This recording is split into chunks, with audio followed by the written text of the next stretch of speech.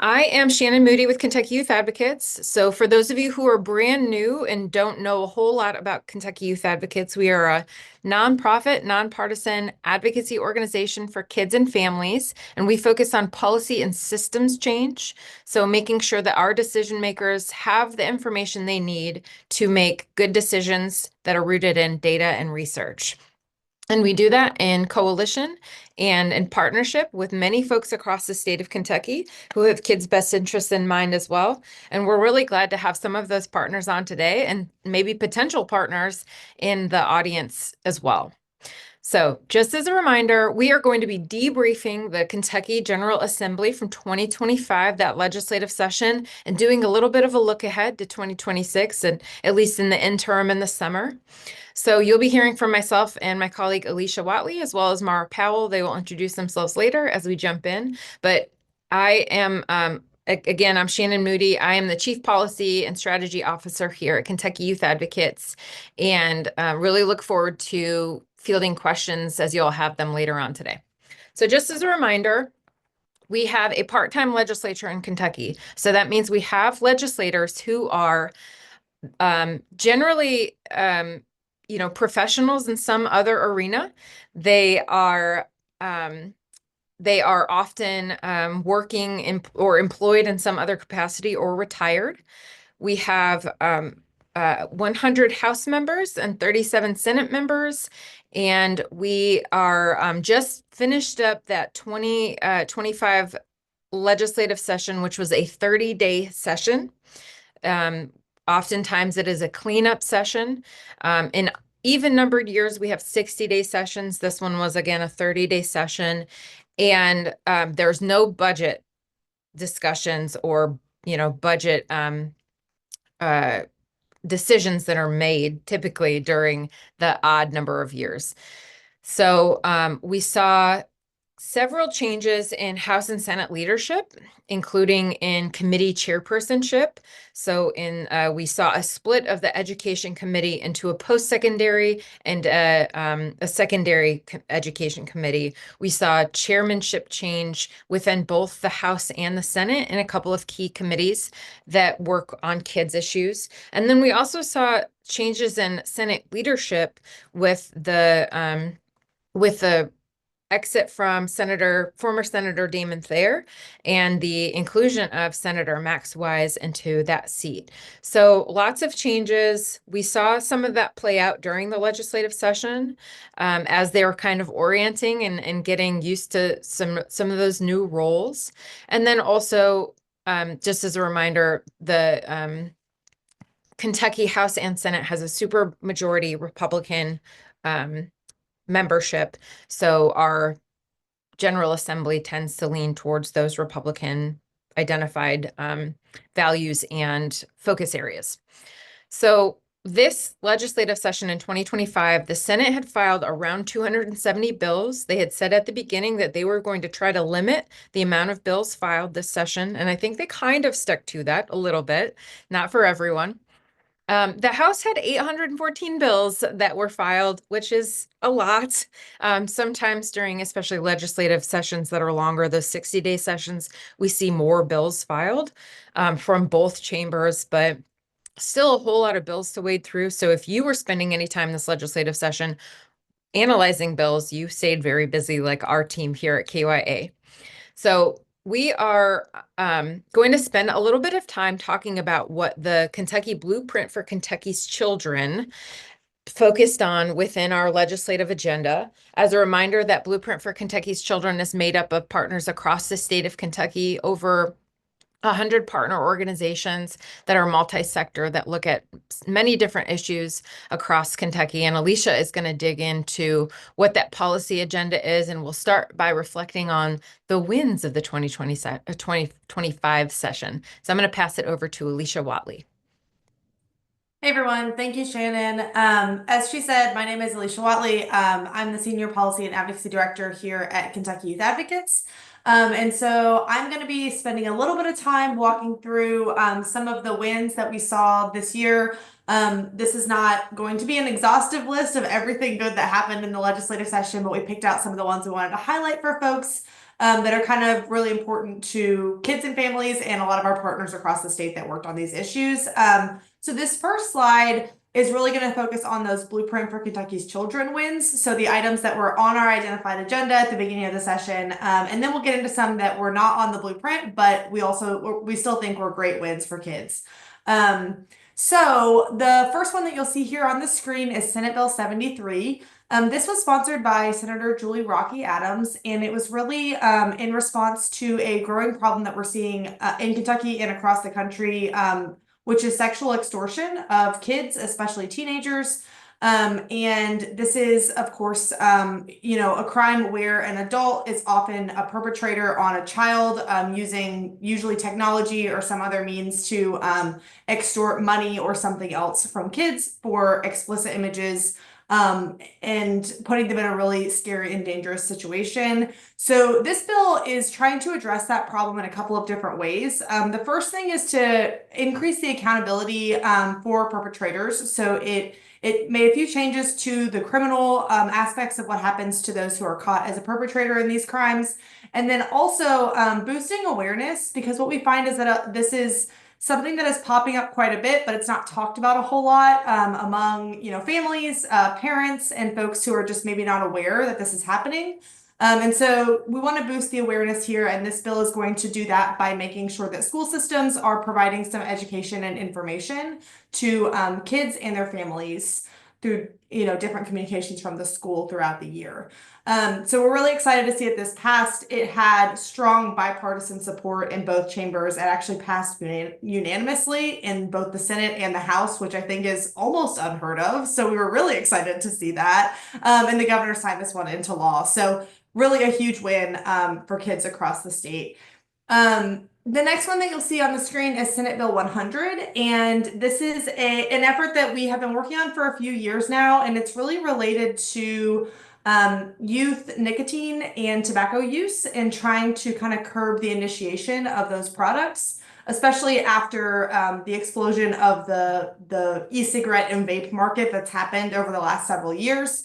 So Senator Jimmy Higdon sponsored this bill this year, and the idea is to kind of create some more meaningful enforcement for the law that we already have on the books in Kentucky, which is the Tobacco 21 law, that you do have to be 21 to purchase those products in Kentucky. And we are one of only about 8 to 10 states that does not have a licensure requirement for the retailers who sell nicotine and tobacco products. So Senate Bill 100 is putting in a retail licensing program to make sure that our retailers are held accountable and are really doing their job to make sure they're not selling to kids that are underage. And one note that I want to make about this is that this bill did pass both chambers and was signed by the governor. However, there are some concerns about the implementation on this one. We've heard the governor has come out, really several bills that passed this year around the difficulty to implement legislation that will cost over a certain amount of money. And so the administration, I think, is kind of weighing what that implementation will look like, where those dollars are coming from. Senate Bill 100 does have some pieces of it that will help to fund the program. So there's a fee for the retail licensing, for the retailers to pay each year to get that license. And so there is a mechanism for the program to kind of pay for itself. But I think that it's really the initial setup that they're kind of looking at and trying to decide what that might look like as far as getting that implemented. So just a note there that this has passed and it was signed by the governor into law, but we are going to be keeping a close eye on kind of what that implementation might look like over the next several months. And then the last one on the screen here is House Bill 90, and this is from Representative Jason Nemes. This is another bill that we've seen many, many years in a row. I think it was year 7 or 8 for this bill, and it finally got through.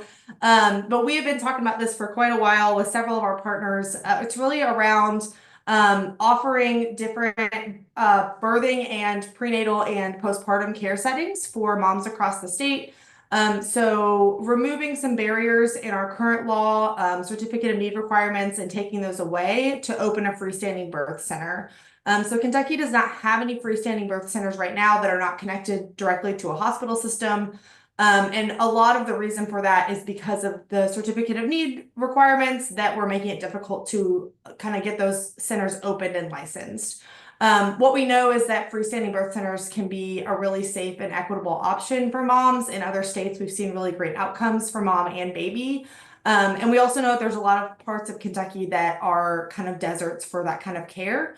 So we're hopeful that with the passage of House Bill 90, there will be more opportunities for moms to get the care they need and for babies to have a safe place as they're entering the world. So that one was really exciting as well. And then, as I said, we also want to highlight several bills that passed this year that we think are really great and good for kids and families that weren't necessarily on the blueprint, but that we were supportive of and talking about throughout the session. So the first one on your screen here, Senate Bill 26 from Senator Brandon Storm. And this is all around kind of caregivers and making sure that they're treated fairly in the processes when they're going through family court decisions, adoptions, things like that. And making sure that they are not disqualified simply because of a disability. So kind of just looking at the whole picture and making sure that we're considering all aspects of a caregiver's ability to care for a child in their home and not disqualifying them unfairly.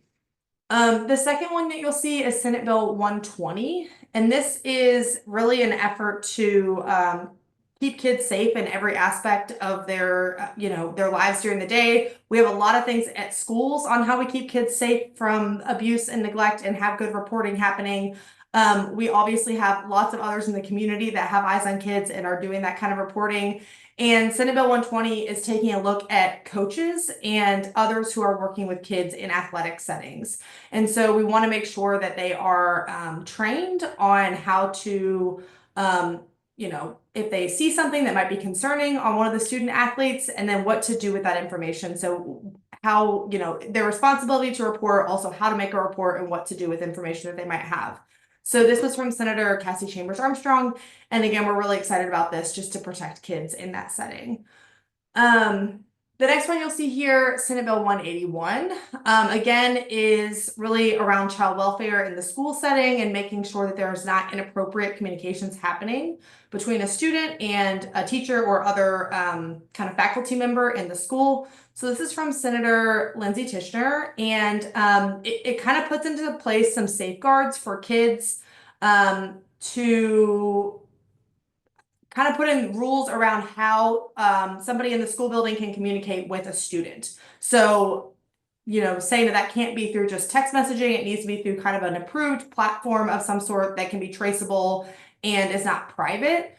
So that those communications are not happening outside of, the school walls in some way. And then it also talks about allowing for age-appropriate instruction for kids on sexual abuse in public schools. Depending on their grade level, they would get different kinds of information that's age-appropriate for them, which we think is a really great addition to all the different instruction that kids are getting in the schools already.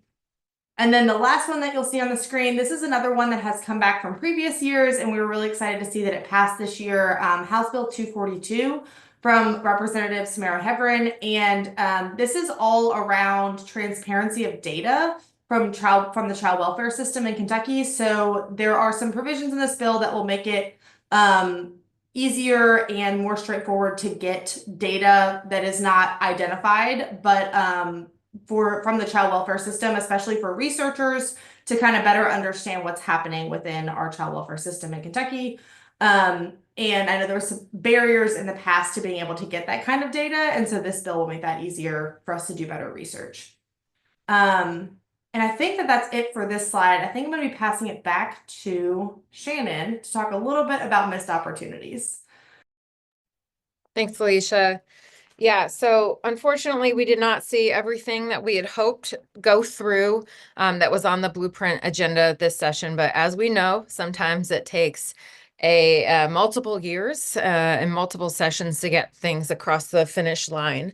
So the first one is a concept that was actually really highly supported, and there's a lot of legislator interest in, which was House Bill 187, which aims to direct the dual settlement dollars to just specifically address youth nicotine by establishing programming around prevention and cessation. Right now, that settlement funding is just going to the general fund. We would really like that focused in around youth prevention and really what that settlement money is meant for, which is to make sure that our young people are not becoming addicted to nicotine products.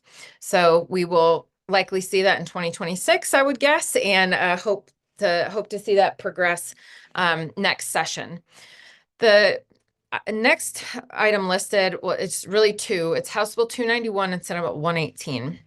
And those were companion bills that were really focused on addressing the impact or potential impact of parental incarceration by requiring our courts, our judges, to consider alternative sentencing options when an individual is committed a nonviolent offense and they are identified as the primary caregiver of a dependent child. We know that kids are at a higher risk of having adversity as their parents are incarcerated. There's a risk of them going into foster care, especially if it's their primary caregiver that goes to jail.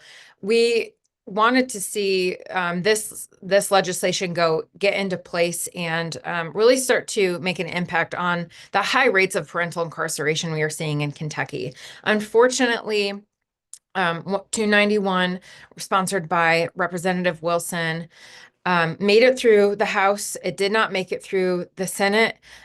We know that there were some concerns on behalf of judges. We can talk about more in the weeds later if there are questions around that. But we know that we've got some work to do when it comes to making sure that our judges are on board and really aim to understand how they can address the impacts of parental incarceration and making sure that we are not adding to the number of adverse childhood experiences that kids have.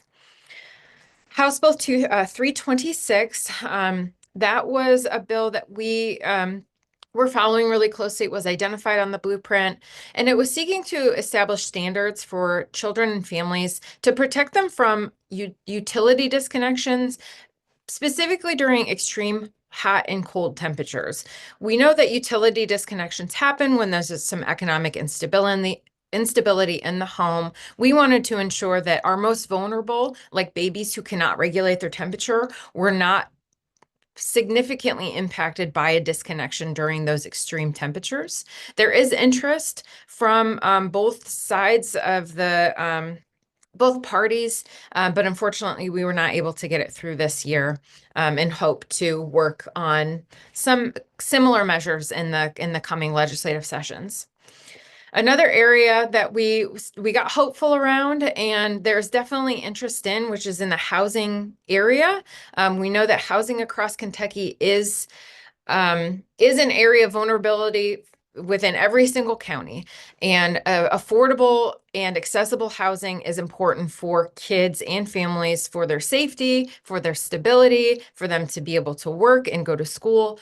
And we do not want to make it harder for people to obtain housing. And House Bill 534 was really seeking to address the eviction processes, ensuring that any eviction petitions that were not then later on found to be an eviction were sealed, and ensuring that minors were not named on eviction filings at all. Unfortunately, minors are being added on the list of family members in the household, and then that because there is no way to seal records or expunge records, their name is on that, or they're associated with that eviction filing for life. So when they go to turn 18 and they are looking for an apartment, they are dinged and impacted by that eviction filing from when they were a minor. Again, I think there's definitely some interest here. We just need to continue to work on getting our legislature activated around that. And then finally, another missed opportunity was Senate Bill 105. And obviously we know that firearms is the second highest rate, has the second highest rate of injury to young people. And this would create an opportunity to require gun owners to secure their firearms in a lockbox or gun lock when not in use, and to report any lost or stolen firearms or ammunition to the police. We are not at all attempting to dictate who can and cannot have firearms, but here we are just wanted to make sure that firearms are secure and people know where they are if they're or people are aware if they are stolen. So that did not get any movement. And it's been filed the last couple of years in a row. We know that addressing access to firearms and firearm safety continues to be a discussion as we see more and more kids impacted by that. So I think Alicia is going to talk to us about some of the conundrums that were leaving us scratching our heads during the legislative session because there was broad support, very active movement, yet they still just didn't get across the finish line. So Alicia, why don't you take it away? Thanks, Shannon. So, as Shannon said, these are a couple of items that we put into this other bucket. There's certainly missed opportunities. But in addition to that, they kind of left us wondering what happened at the end of the session there. We know that there's a lot of movement really quickly at the end as they're trying to wrap things up in that short 30-day session. And these were a couple of items that we really looked good for passage and we thought might, have the support to get through and just kind of hit a wall right there at the end. So wanted to highlight these as well. This first one is House Bill 36. And this is a bill that has been filed multiple years in a row. So it's not new to most of the legislators. They've seen this before. They've heard testimony about this several times. Representative James Tipton has brought this bill forward, like I said, many years in a row. And it's really about reducing the risk of child exploitation and abuse in school settings by prohibiting non-disclosure agreements from being used when there is something related to misconduct involving minors. So we could reduce the risk of an adult in a school building leaving a school and nobody says anything about maybe allegations or misconduct that happened and moving to another district and putting other kids at risk. This is a bill that passed the House last year with broad support, and it was able to pass the Senate this year by being added to an already moving bill. So when it got back to the House for concurrence, there's lots of support in the House, as we knew from last year and from conversations with legislators, and it did not get concurred on in the House. So we had definitely some questions as to what happened there at the end with this one. We're disappointed that it did not get all the way through, and we hope that there will be continued efforts to protect kids by bringing this back next year and continuing to talk about this bill. And then the second one that you'll see on the screen, well, and I should mention that House Bill 36 was a blueprint for Kentucky's Children Priority, and it has been for a couple of years. And then the second one that you'll see was not on the blueprint, but it's something that we're very supportive of, House Bill 194, which is known as Cayenne's Law. It was sponsored this year by Representative Susan Whitten, and this is a pretty straightforward bill around making sure that animal control officers are receiving training on recognizing and, again, reporting what to do with information on potential child abuse and neglect when they are out working in the field in their profession. And it also adds them to the list of professionals that are required to report suspected abuse. So it just puts those extra checks in place for them. There's really strong evidence linking animal abuse and potential child abuse situations. If you missed it, I think we just did a webinar on that through the Face It movement really recently. So if you want to learn more about those connections and kind of that information, we definitely have lots of resources on that. But this is another bill that lots of people are very supportive of this. We've heard from many of our legislators on both sides of the aisle that they support this effort. And again, it just kind of hit a wall there at the end. We're not really sure why we couldn't get this one all the way through. So this is another one that I would expect we will continue to hear conversations about in the coming months and hopefully next session to see if we can get it through in the future. So with that, as I said earlier, this was not an exhaustive list by any means. There was many more bills that passed and didn't pass this year, as you heard of how many were filed, but we wanted to do kind of a highlight of what KYA was following really closely and what we were supportive of. So with that, we're going to open it up for Q&A, and I think Shannon will do a bit of facilitating as folks have questions. Yeah, thanks, Alicia. So as Alicia mentioned, that it was not an exhaustive list, but we threw a lot at you. So based on what we talked about, or maybe what we didn't mention, but you had questions about when it came to child policy, what's on your brain? What questions do you have, whether it's content specific, policy specific, or maybe legislator or strategy specific?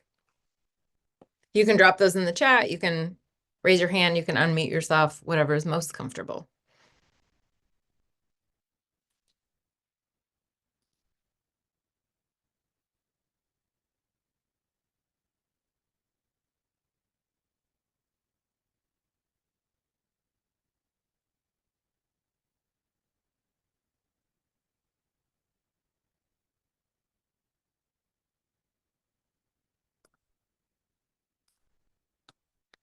Did anyone have any priorities that they worked on during the legislative session that we did not talk about or that you wanted to talk about a little bit more?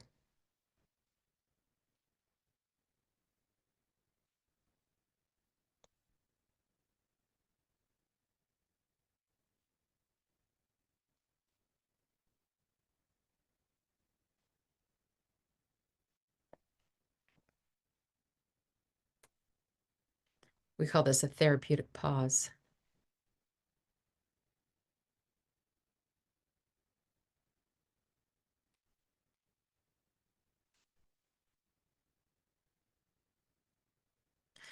Does anyone anticipate working on issues as we lead into 2026? Whether it's reaching out to your legislators or you know that there's something that is on your mind you'd like to see happen.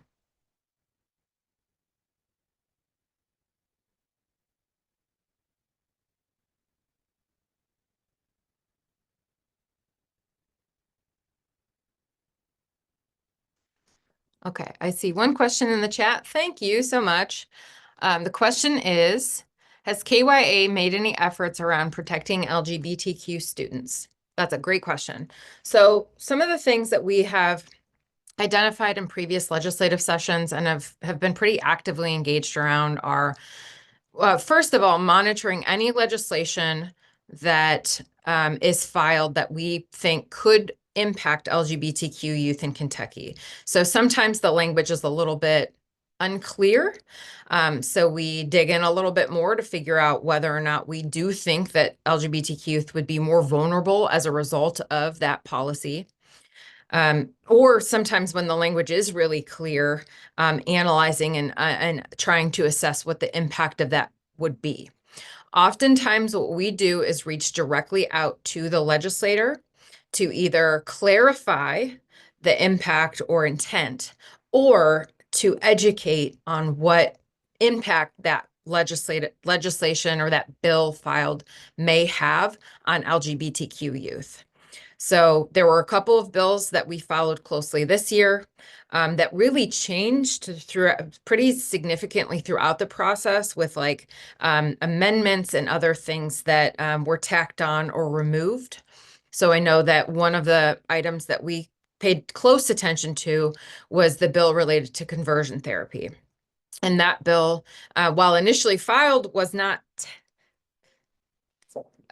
supposedly had not been about conversion therapy. It was pretty clear that by the end of it, it was about conversion therapy in the executive order that was filed by Governor Beshear. We did our best to reach out to partners and engage around that as far as having conversations with legislators. But a lot of that defensive work happens one-on-one within relationships that we have, which tends to be more effective than sometimes calling out in a critical way our legislators who we don't agree with as far as the policies that they've or the bills that they've filed.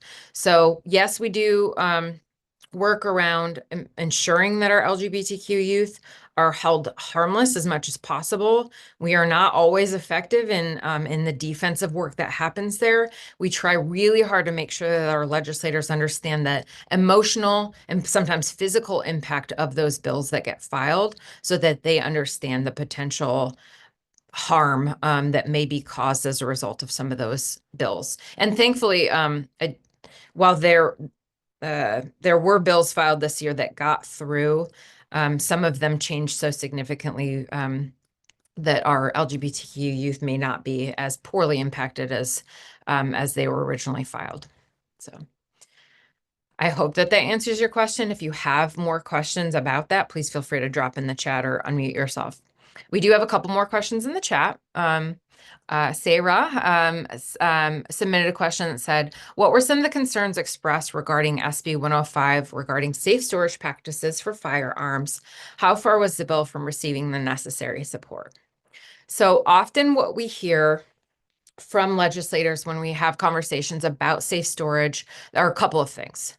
One is, I don't even want to touch that issue because because it starts to become a conversation around the Second Amendment rights and constitutional rights. So there's a lot of legislators who don't even want to discuss it.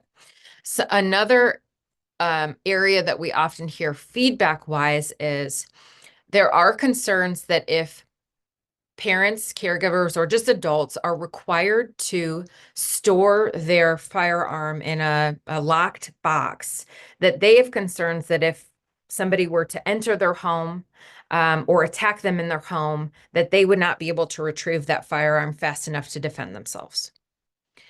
That's a strong concern, and that raises a lot of fear for people. There continues to be a lack of really strong support and movement around the safe storage conversation.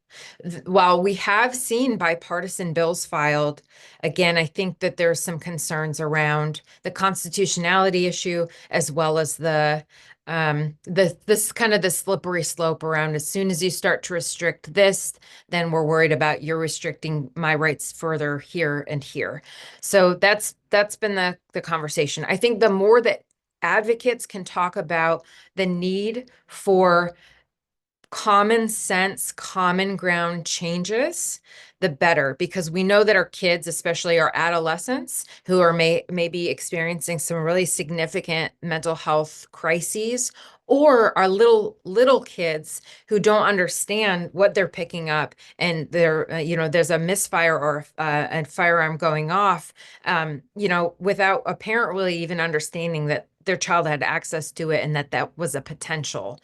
So the more common sense, common ground conversations we can have are really important, and really uplifting the data around access and injury or fatality as a result of those firearms is really important. We've got a blog on KYGA's website with information about some potential practices. I know that the Kentucky Injury Prevention Resource Center also has some really good stuff through their website to check out if you're interested in learning more about firearms. There are states that have common sense, common ground policies in place, including red states like ours. So dig into those a little bit further if you're interested. Okay. And Sarah, if I did not adequately address that, please, you know how to get a hold of me, or just drop that in the chat as well.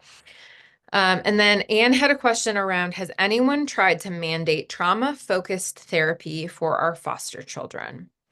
Anne, your question is a good one. We do not have mandated therapy, and I think that our practicing professionals in the therapy space may think differently about whether or not there's a mandate for different modalities of therapy. So trauma-focused cognitive behavioral therapy, that's a modality of therapy. It might be appropriate for a lot of kids. It might not be appropriate for some kids. It just depends. We know that our kids in foster care have a history of trauma. Trauma-focused cognitive behavioral therapy is a type of therapy that is reimbursed by Medicaid and has been established on the National Clearinghouse for utilization with our foster care population, and is identified as a best practice on that National Clearinghouse level. And we know that trauma-focused cognitive behavioral therapy is used across the state for kids in foster care. It is not mandated, but it is a practice that's highly regarded as effective, and is something that folks across the state use. And we need more and more providers who are able to provide that type of therapy to our youth with foster care experience. We are lacking in providers, mental health providers for our foster youth, and just youth in general. And if you had further comment or question about that, happy to take that, or any of my colleagues can also just weigh in on that. not a therapist. So, all right. Really good questions. Oh, we got some more. Sarah had asked, is there any concern regarding the use of diversity, equity, and inclusion outside the scope of secondary education? Do you anticipate this issue arising again in upcoming legislative sessions?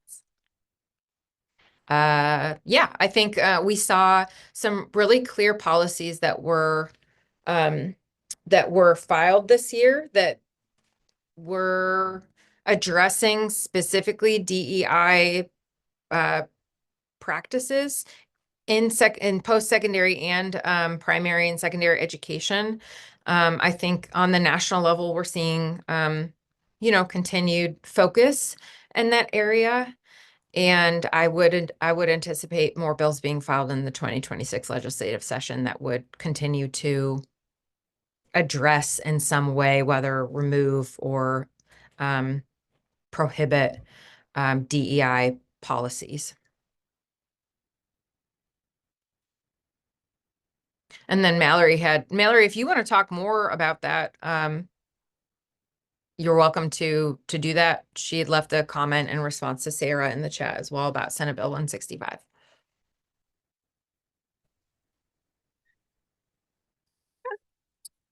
Hey, I'm in Allen County Schools. I'm the director of our mental health staff. We are ran by a federal grant, Project Prevent. And so we do lots of trainings related to trauma in schools. And so we were really worried about what that would look like and how that would change since some information looks like trauma is a target word for some DEI related initiatives. So yeah. I was glad to see that that did not go through because it was going to bring up some tricky pieces in terms of how to make sure we're compliant with our expectations.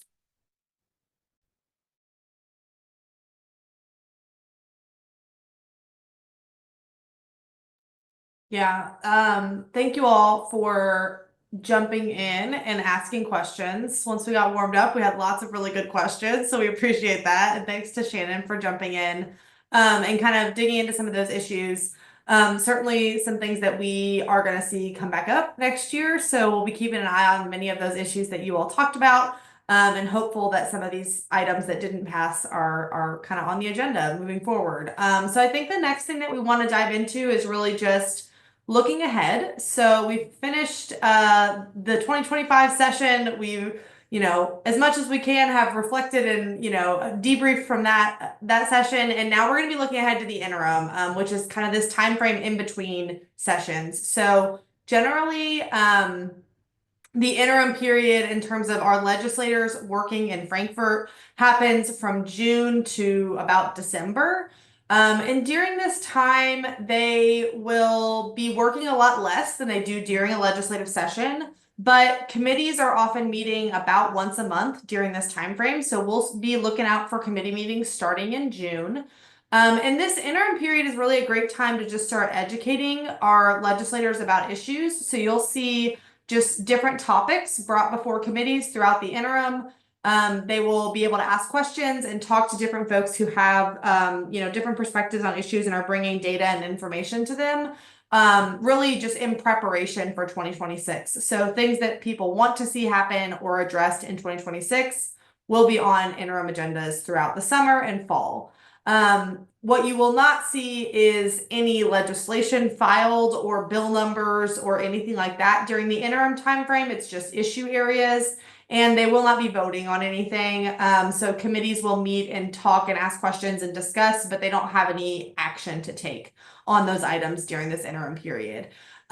So some things to kind of expect what you can maybe be doing or thinking about over the next several months as we prepare for 2026. We say it all the time, but scheduling meetings with your state senator and representative, the interim is a great time to do that. As I said earlier, they are not working, every day or most days. They work a few days a month generally in Frankfurt during the interim, which means that they are home in their communities and your communities for a lot of the summer and fall. And so it's a great time to reach out. And if you don't know your senator or representative, introduce yourself and have coffee with them and get to know them. If you already know them, find some time to sit down in your home community and talk about issues that you care about. Educate them on something that is important to you, something that you want to see them take an interest in, maybe something that you would like to see in front of one of the committees next year.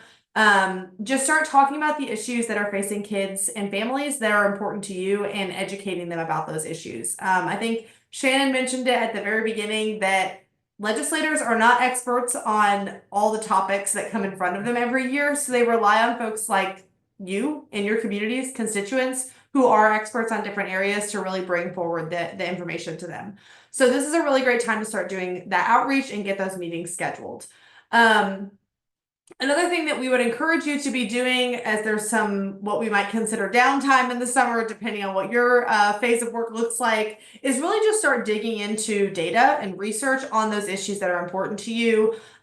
Looking into, there's several new data publications that come out throughout the summertime. So KYA will be highlighting those as they happen in terms of kids issues and kids data. So that's a good time to kind of look at that, see how things are changing over time for kids in your area. And then engagement in those interim committee meetings, those are live streamed just like during the session. So you can watch those from the comfort of your home or your office. They are recorded, so you can go back and catch it later if you can't watch it in live time. But again, they meet about once a month, and those tend to have an agenda out in advance for the most part, the week before those are meeting. But it's a good time to just kind of be listening to those committees that are focused on kids issues and see what they're talking about, what they might be interested in for 2026. And then the other thing that's on the list this year, because we are going to be going into a state budget year in 2026, is to maybe familiarize yourself or do a refresher for yourself on the state budget process. It certainly is complex. There's a lot that goes into it, but as Shannon mentioned, every other year on those even numbered years, we have a longer legislative session in Kentucky, and they pass a 2-year state budget. So all of the dollars that are going to be allocated for the next 2 years in Kentucky will be considered next year. In the current landscape of what's happening federally, there's a lot to be decided in terms of a federal budget passing, and there's a lot of potential impacts that states are going to see from whatever is decided in Congress, likely in the next month or so. So that's something to kind of keep an eye on. KYA is going to be taking a look at some specific line items, specific programs that might be impacted, and just kind of talking about what the impact could be, what we think might happen here in Kentucky. So keep an eye on our blog for that over the next several weeks. And we're going to be really looking at what our state government might have to make some decisions on regarding funding, depending on what the federal government decides. So lots going on in that process. If you don't know much about the state budget process, if you check out our website on our advocacy page, I believe our toolkit has a slide that kind of explains and breaks down that budget process. So something to check out there. And then a reminder that a lot of times in the summer and fall, we're preparing for election season, and 2025 is like not an election year. I think it's once every 4 years, maybe, we have this happen in Kentucky where there's just really not a lot happening in terms of elections, unless there's some sort of special election happening in your area because there's a vacant seat. You're not going to see state or local elections happening. It's not a presidential election year. It's not a gubernatorial election year. So that will kind of be a little bit more calm this year than usual. And most of our legislators in Frankfort will stay the same. So that is just some things to be aware of as we're going to the interim. Lots to be thinking about, lots of ways to engage.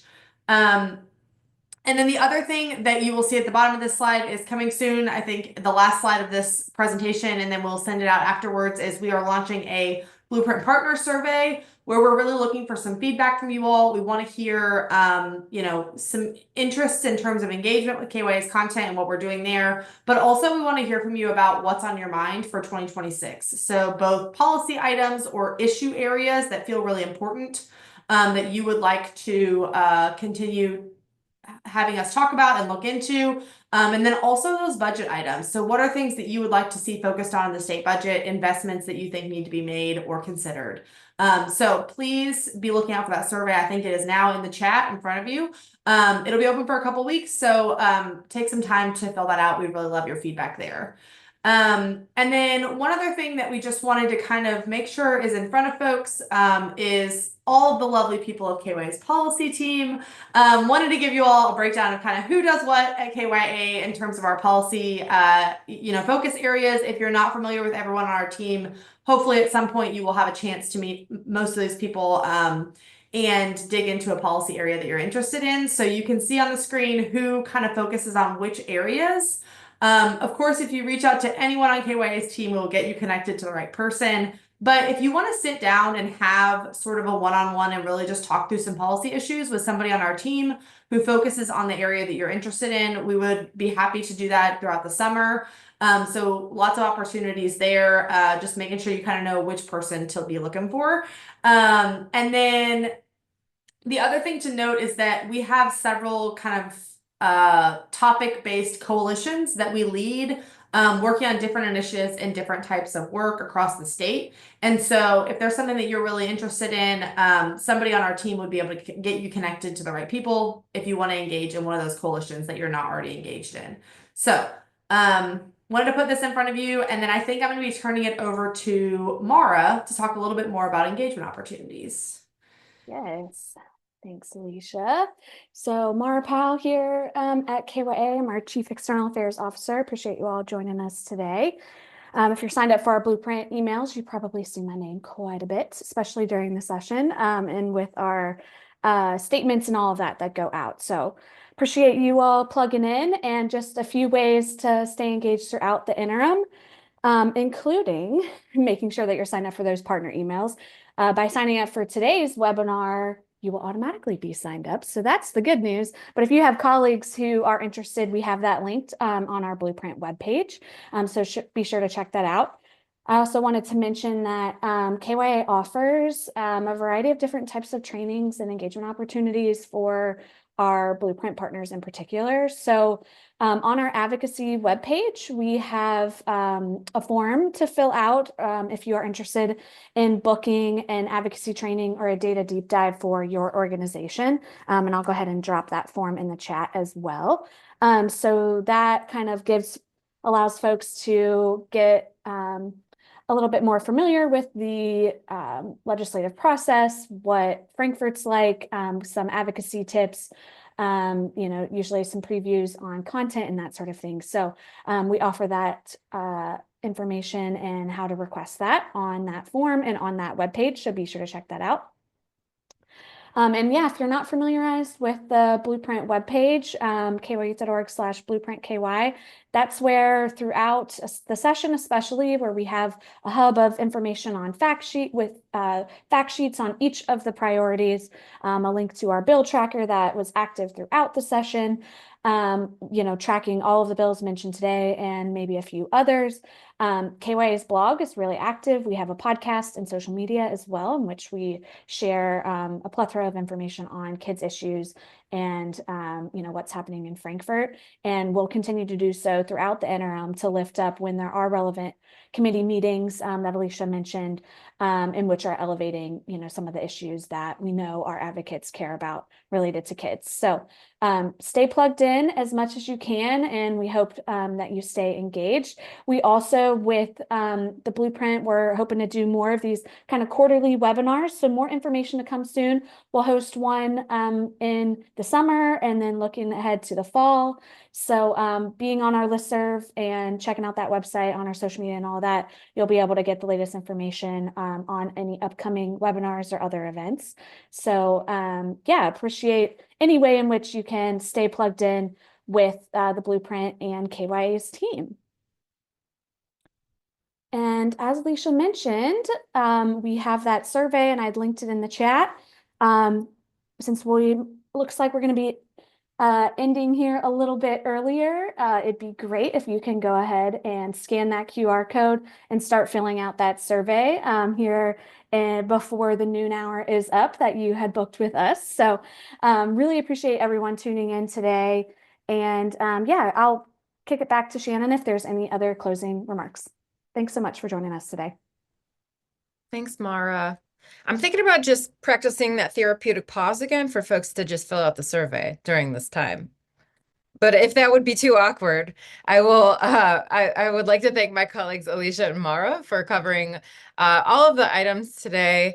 Just as a reminder again for folks, wanted to thank you for joining us, for being part of this work, and for engaging with the Blueprint for Kentucky's Children. Mara had talked about signing up for those emails to get plugged in. And for like a third or fourth time, I will say, don't forget that there are a couple of things that you can do, including completing that survey.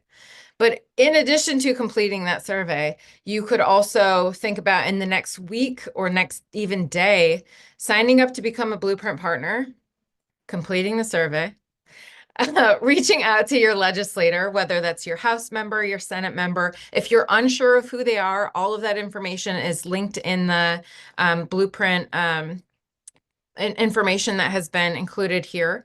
And then also reaching out to host a training. We've got some of those advocacy or data deep dive trainings.